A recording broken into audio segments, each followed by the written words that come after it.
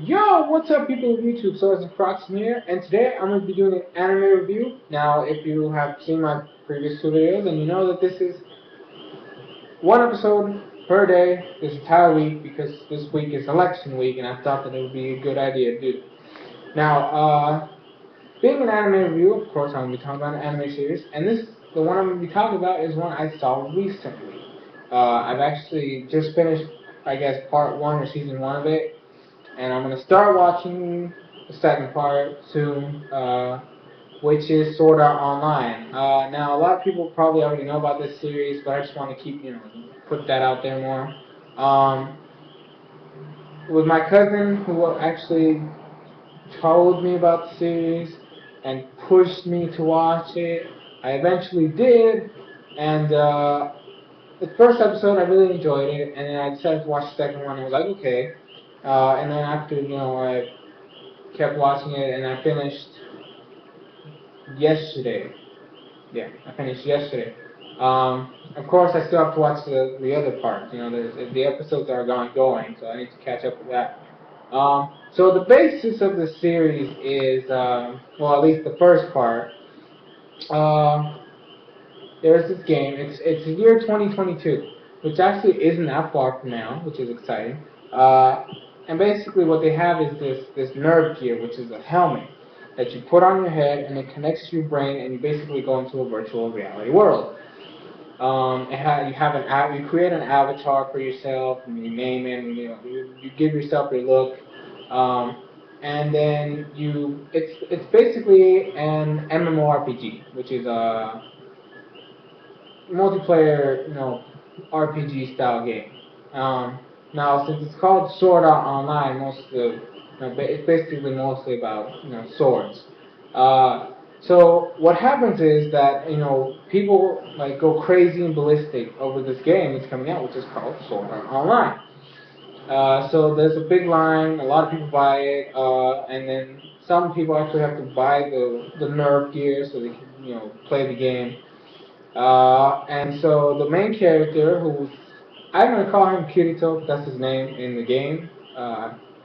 So he shows up, and he was a beta tester. So there was a couple players that tested the beta, and they said it was fine. It was a good game, and they enjoyed it. So they put it out on the market.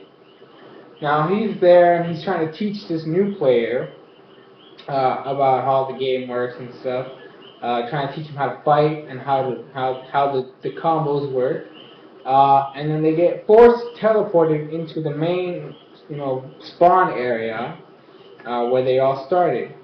Everybody was there. They were all trapped inside this confined space. And basically, what happened was that nobody could log out, so they thought it was a bug. So when they get summoned to the middle, we actually see the creator of the game. He shows up floating in midair, and he says that you can't log out. It's not a bug. It's just the way he made it.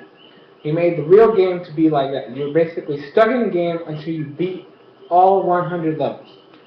Um, and so it's basically a game of survival at this point, because if someone from the outside world tries to, take off the nerve gear, you die because it sends an electromagnetic wave of radiation to your brain, thus giving, basically making you brain dead, never to awake again. And if you died in the game, it would do the same thing. So you're basically screwed. If you die.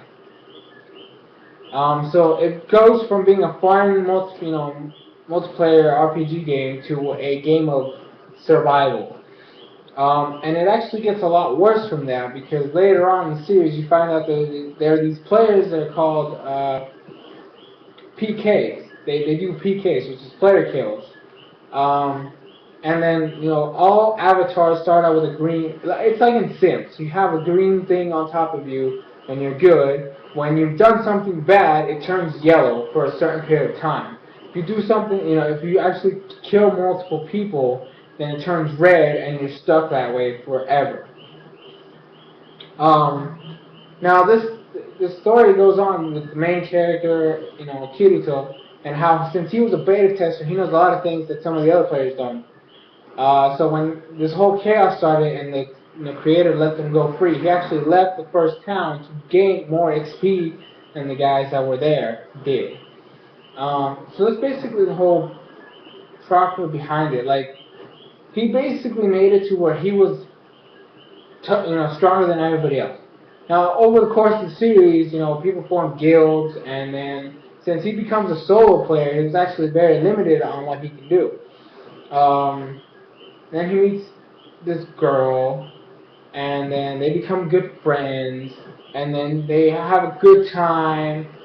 I'm not gonna spoil what happens afterwards, and it's just that, they're just trying to survive this entire time. Um,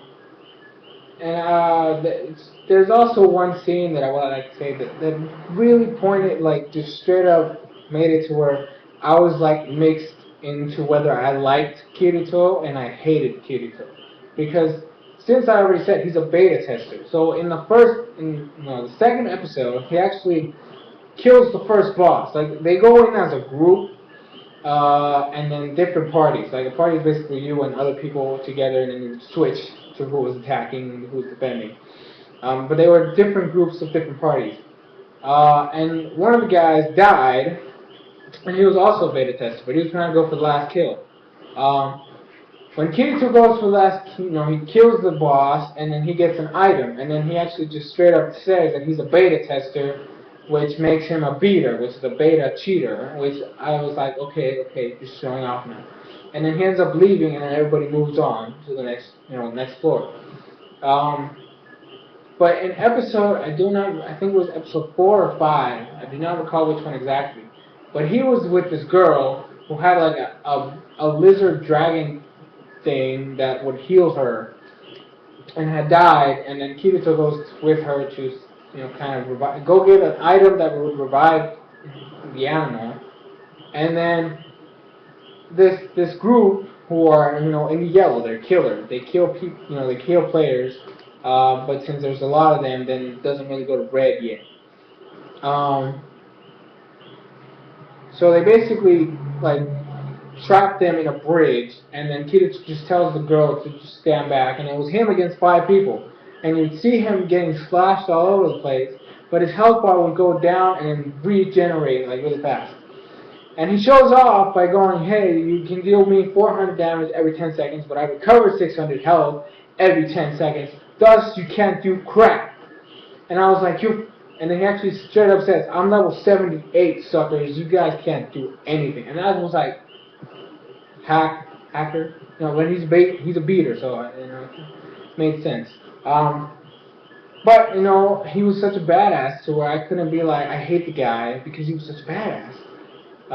So I was like a little confused about that. But yeah, it's you have to actually get into it to actually know how it works out. I don't want to spoil too much. So if you haven't watched the series yet, I do suggest you do. If you have, let me know down below in the comments. What did you think of the first part, which is episodes 1 through 14? How did you feel about the characters? I'm still a little confused about the ending. I'm not going to spoil it for you who haven't seen it, but yeah, I was a little confused about it.